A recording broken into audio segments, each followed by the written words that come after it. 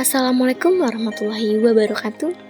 Perkenalkan saya Zahra Rahmadani dengan NIM 22017134. Baiklah, saya akan menjelaskan tentang perkembangan karya sastra, sastrawan perempuan dan sastra anak.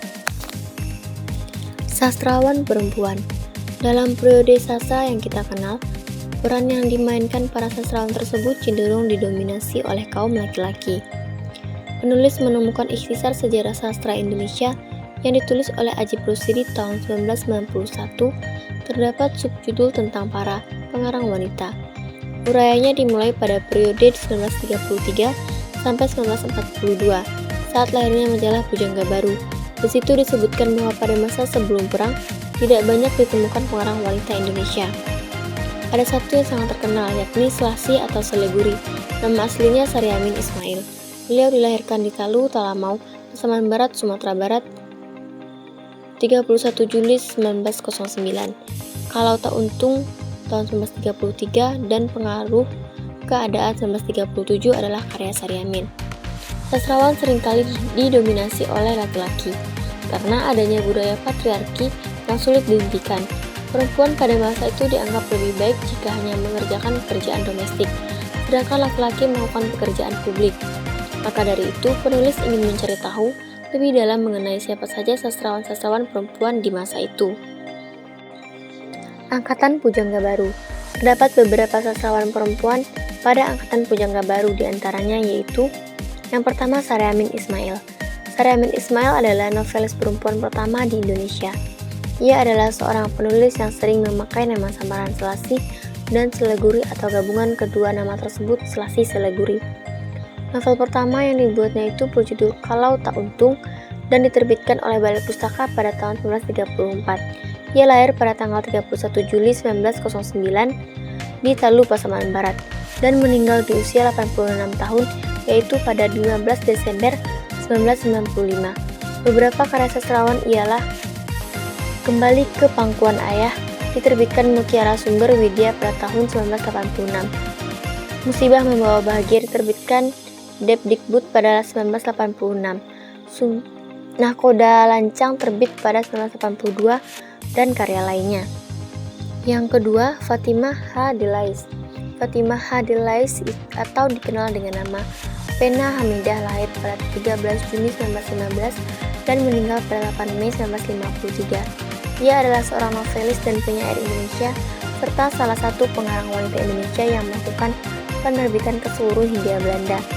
Karya Fatimah Hasan Delais yaitu terkenal adalah novel sosial dengan judul Kehilangan Mesika tahun 1935. Selain menulis novel, Hamidah juga menulis puisi.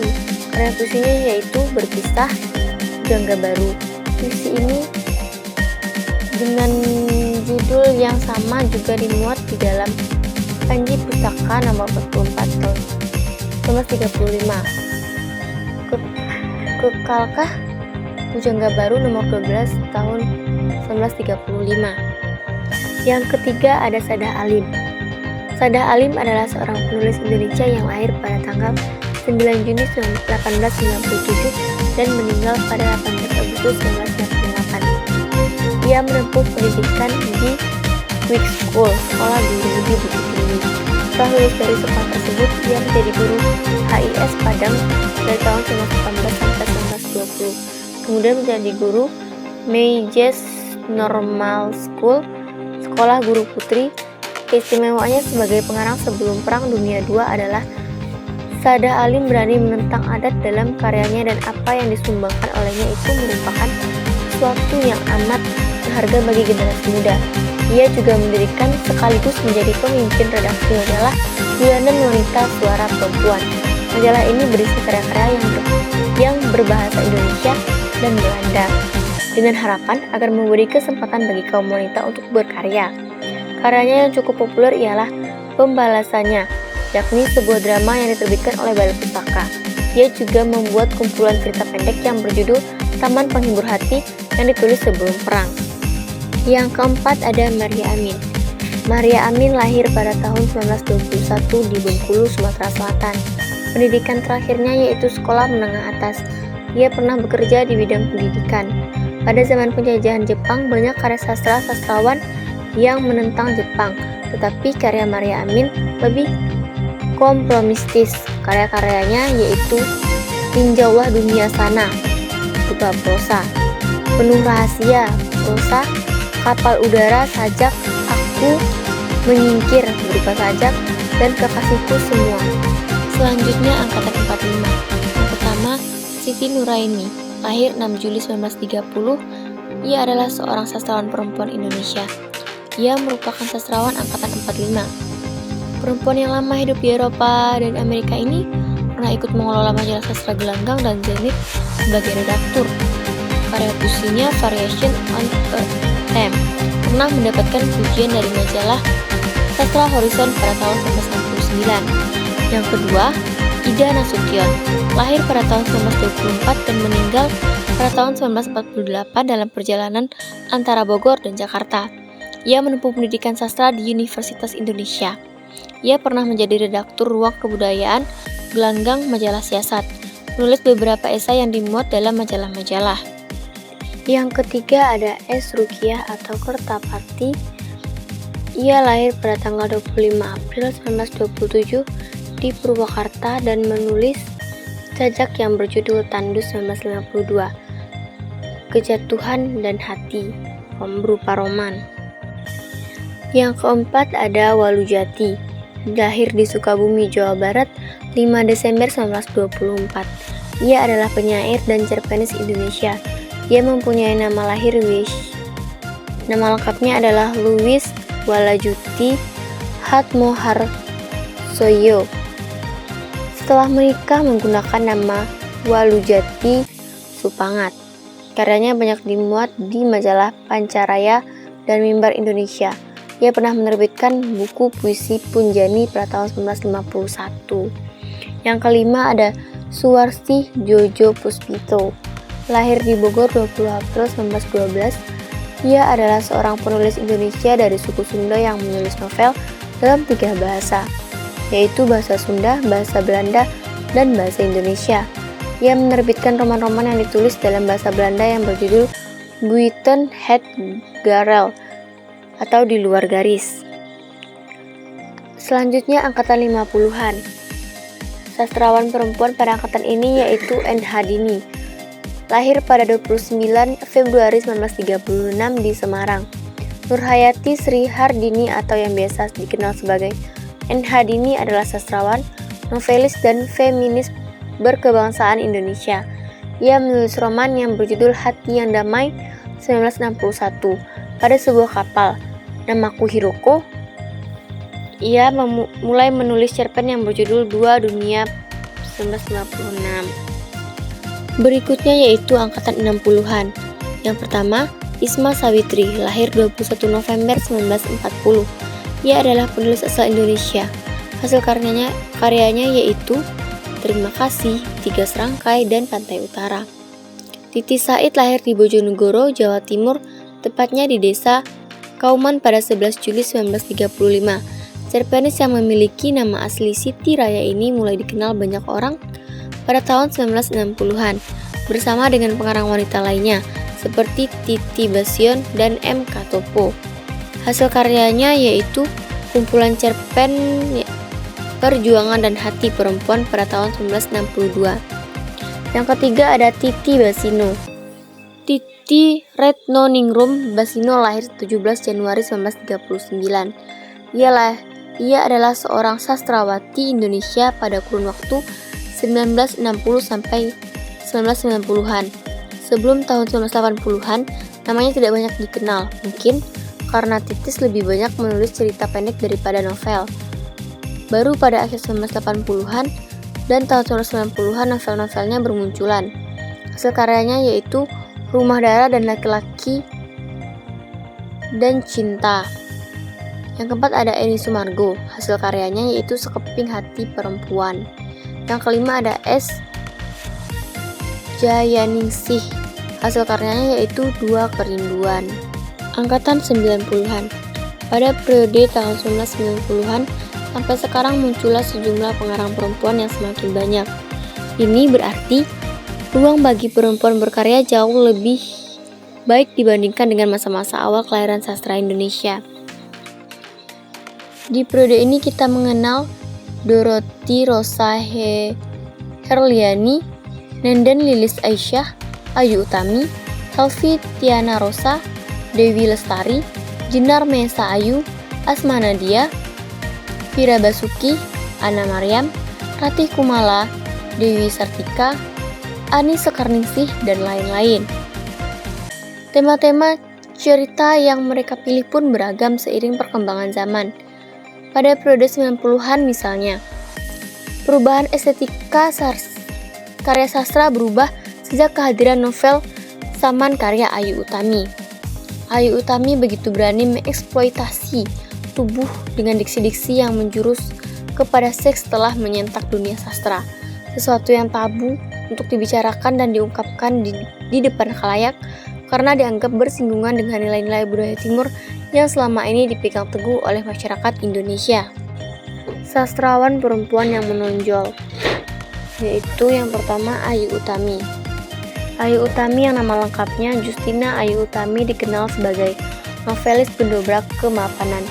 Ia dilahirkan di Bogor, Jawa Barat 21 November 1968. Ketika menjadi wartawan, ia banyak mendapat kesempatan menulis.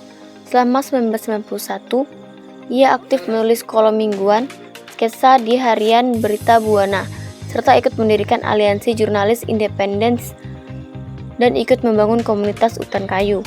Novel pertama yang ditulisnya adalah Saman 1998. Dari karyanya itu, Ayu menjadi perhatian banyak pembaca dan kritikus sastra karena novelnya dianggap sebagai novel pembaru dalam dunia sastra Indonesia. Melalui novel itu pula, ia memenangi sayembara mengarang roman Dewan Kesenian Jakarta 1998. Novel Bilangan FU yang ditulisnya juga mendapatkan penghargaan Khatulistiwa Literary Award tahun 2008. Yang kedua ada Dewi Lestari. yang bernama lengkap Dewi Lestari dilahirkan di Bandung 20 Januari 1976.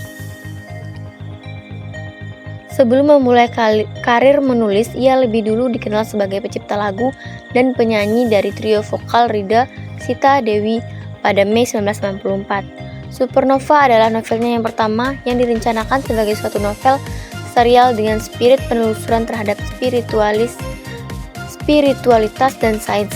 Novel ini mampu mencapai 12.000 eksemplar dalam tempo 35 hari dan terjual sampai kurang lebih 75.000 eksemplar. Supernova berhasil masuk nominasi Khatulistiwa Literary Awards yang digelar Kibe Awards Books 2001. Buku ini juga berhasil menembus pasar internasional dan diterjemahkan ke dalam bahasa Inggris. Hingga saat ini, Dewi Lestari telah menulis lebih dari 10 judul buku. Yang ketiga ada N.Hadini. Nama N.Hadini merupakan singkatan dari Nurhayati Sri Hardini. NH dilahirkan pada tanggal 29 Februari 1936 di Semarang, Jawa Tengah. Bakat menulisnya tampak sejak berusia 9 tahun. Pada usia itu, ia telah menulis karangan yang berjudul Merdeka dan Merah Putih. Tulisan itu dianggap membahayakan Belanda sehingga ayahnya harus berurusan dengan Belanda. N.Hadini telah melahirkan banyak karya puisi, novel, dan buku terjemahan. Penghargaan yang telah diperolehnya adalah hadiah kedua untuk cerpennya Di Pondok Salju yang dimuat dalam majalah Sastra 1963, hadiah lomba cerpen majalah Femina 1980, dan hadiah ke-1 dalam lomba mengarang cerita pendek dalam bahasa Prancis yang diselenggarakan oleh Le Monde dan Radio France International 1987. N.Hadini juga menerima penghargaan sepanjang masa atau Lifetime Achievement Award dalam malam pembukaan Ubud Writers and Readers Festival 2017. Selanjutnya ada Leila Eskudori. Leila Eskudori bukanlah nama yang asing dalam dunia sastra Indonesia. Sejak usia 11 tahun, saat masih duduk di kelas 5 SD, ia telah mempublikasikan karyanya di majalah. Cerpen pertamanya yang berjudul Pesan Sebatang Pohon Pisang dimuat di majalah anak-anak Si Kuncung 1973. Sejak itulah ia memulai karir menulisnya dan melahirkan karya-karyanya. Setelah kuliah, ia mulai menulis cerpen-cerpen yang serius dan dimuat di majalah Horizon, surat kabar Kompas Minggu, Sinar Harapan, serta majalah Zaman dan Matra. Perempuan kelahiran 12 Desember 1962 ini adalah seorang wartawan. Ia berhasil menyambut penghargaan Southeast Asia Writ Awards pada tahun 2020 atas novelnya Laut Bercerita. Hingga saat ini telah menerbitkan 7 karya yang terdiri dari novel, kumpulan cerpen, dan lain-lain. Ya, berikutnya adalah Jenar Maesa Ayu. Jenar Maesa Ayu atau yang akrab disapa Nay adalah penulis yang berbakat. Nay yang lahir di Jakarta tanggal 14 Januari 1973 berasal dari keluarga seniman. Buku pertama Nay berupa cerpen Lintah 2002 yang bertema feminisme dan dimuat di Kompas. Buku pertama Nay berupa kumpulan cerpen yang berjudul Mereka Bilang Saya Monyet 2004. Sejarah perkembangan sastra anak. Sastra anak di Indonesia mulai berkembang pada tahun 1945. Anak-anak mulai mengenal cerita-cerita yang mengandung unsur didaktis. Cerita anak yang berkembang seperti dongeng, buku cerita, dan buku-buku terjemahan dari luar negeri. Pada tahun 1945, buku bacaan anak dianggap kurang memadai. Sastra anak merupakan ungkapan perasaan seorang anak yang dituangkan ke dalam bentuk tulisan dan dinikmati oleh anak-anak.